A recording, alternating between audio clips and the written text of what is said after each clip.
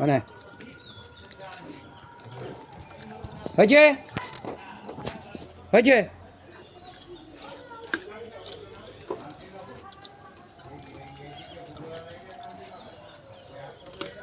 আমার বাড়িতে কিছুক্ষণের জন্য রাম ভক্তরা এসেছে। আমার সাধ্য মতন তাদের সেবা দেওয়ার আয়োজন করলাম। এই যে সব, তা যদি আপনাদের